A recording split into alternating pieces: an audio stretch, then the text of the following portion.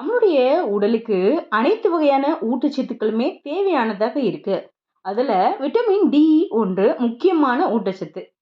Vitamin D நமக்கு சூரிய ஒளியின் வழியாக அதிகமா கிடைக்குது அப்படின்னாலும், சூரிய ஒளி கிடைக்காத சமயங்கள்ல அத நாம எடுத்துக்கிறது எப்படி அப்படிங்கிறத இந்த பதிவுல நாம தெரிஞ்சுக்கலாம். ஹாய் ஹலோ ஃப்ரெண்ட்ஸ், வணக்கம் அண்ட் வெல்கம் டு தேன் மிட்டாய் யூடியூப் சேனல். விட்டமின் டி அதிகமுள்ள டாப் 10 உணவுகள் என்னென்ன அப்படிங்கிற இந்த பதிவுல நாம பார்க்கலாம். விட்டமின் டி ஊட்டச்சத்தை நாம சூரிய ஒளியின் வழியாகவே பெற முடியுது. ஆனா ஊட்டி போன்ற மலைப்பகுதிகளில் சூரிய ஒளி அரிதாகவே கிடைக்குதுங்க.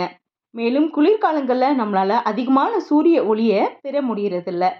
இது போன்ற சமயங்கள்ல நாம விட்டமின் டியை உணவின் வழியாக மட்டுமே எடுத்துக்கொள்ள வேண்டியது இருக்குது. விட்டமின் டி நம்மளுடைய வளர்ச்சிக்கு உதவும் முக்கியமான ஊட்டச்சத்தா இருக்குது. இது சரியான அளவுல கிடைக்காத போது நமக்கு பல உடல்நல பாதிப்புகள் ஏற்படக்கூடும். உடலுக்கு நன்மை பயக்கிற சில விட்டமின் டி உணவுகள் என்னென்ன இருக்கு அப்படிங்கிறத நாம பார்க்கலாம். அதுல நாம முதல்ல தெரிஞ்சுக்க போறது சோயா, பாதாம், ஓட்ஸ் பால். பொதுவாக நாம் விலங்கு வழியாக கிடைக்கும் மாட்டுப்பால் போன்ற பால் வகைகளை தான் பயன்படுத்துறோம். ஆனா தாவரங்கள்ல இருந்தும் பால் கிடைக்குது. சோயா பால், தேங்காய் பால், பாதாம், ஓட்ஸ் போன்றவற்றிலிருந்து நம்மளால பால் தயாரிக்க முடியும்.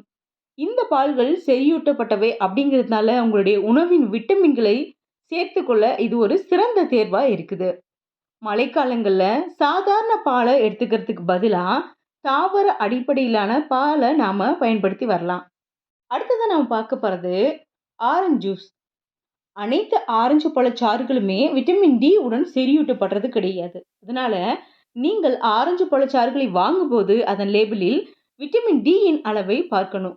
கம்பெனியை பொறுத்து விட்டமின் டி யின் உள்ளடக்கம் மாறுபடலாம். ஆனா பொதுவா 250 மில்லிலிட்டர் ஆரஞ்சு ஜூஸ்ல 2.5 mcg விட்டமின் டி இருக்கிற அளவு இருக்கிற மாதிரி நீங்க பார்த்து வாங்கணும்.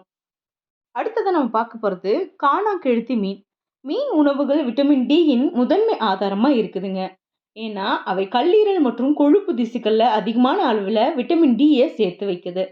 ஒவ்வொரு 100 கிராம் காணாங்கெழுத்தி மீன்லையும் 13.8 mcg விட்டமின் டி சத்து இருக்குது. தினசரி நமக்கு தேவையான அளவை விட இது அதிகமான அளவு. அதனால தினசரி காணாங்கெழுத்தியை நாம எடுத்துக்கிறது மூலமா உடலுக்கு தேவையான விட்டமின் டியை நாம பெற முடியும்.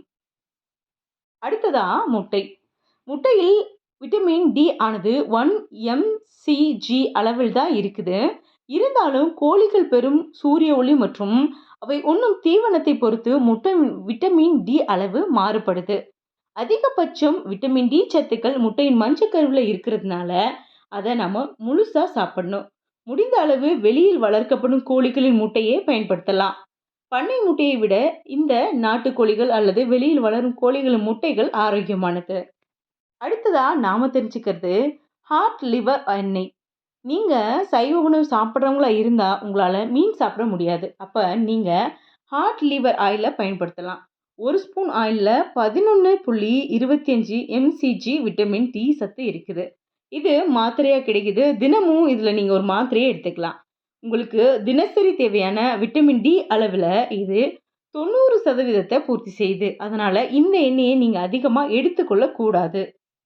அடுத்ததான் நம்ம பார்க்க போறது காளான். தாவர அடிப்படையிலான விட்டமின் டி உணவுகள்ல காளான் முக்கியமான உணவா இருக்குது. 100 கிராம் காளான்ல 0.2 mcg விட்டமின் டி சத்து இருக்கு. மனிதர்களைப் போலவே இவையும் சூரிய ஒளியிலிருந்து விட்டமின் டியை உற்பத்தி செய்கின்றன. இவை விட்டமின் D3ஐ விட D2வை அதிகமாக உற்பத்தி செய்கின்றன. வாங்கும்போது பாக்கெட்ல விட்டமின் டி செறிவூட்டப்பட்டது அப்படின்னு போடப்பட்டுள்ள காளான்களை பார்த்து வாங்குறது நல்லது. அடுத்ததா நாம தெரிஞ்சுக்க வேண்டியது மத்தி மீன். ஒவ்வொரு 100 கிராம் மத்தி மீன்லையும் 4.8 mcg விட்டமின் டி சத்து இருக்குது. இது ஒமேகா 3 கொழுப்பு அமிலங்கள், புரதம் மற்றும் விட்டமின் டி ஆகியவற்றை கொண்டிருக்குது. அதனால மத்தி மீனை உணவுல நம்ம எடுத்துக்கிறது மூலமா உடலுக்கு தேவையான அடிப்படை சத்துக்களை பெற முடியும். அடுத்ததான் நம்ம பார்க்க போறது வலுவூட்டப்பட்ட தானியங்கள். பல தானியங்கள் விட்டமின் டி யுடன் வலுவூட்டப்பட்டுள்ளன. இருந்தாலும் இந்த தானியங்களை வாங்கும்போது விட்டமின் டி யின் அளவை நாம சரிபார்த்து செக் பண்ணி வாங்கணும். இந்த தானியங்கள் பொதுவா இரும்பு மற்றும் விட்டமின் B12 போன்ற பிற ஊட்டச்சத்துக்கள் கொண்டு பலப்படுத்தப்படுது. எனவே தாவர அடிப்படையிலான உணவை சாப்பிட்றவங்களுக்கு இது ரொம்பவே பயனுள்ளதா இருக்கும். அடுத்ததா நாம பார்க்க போறது சால்மன் மீன்.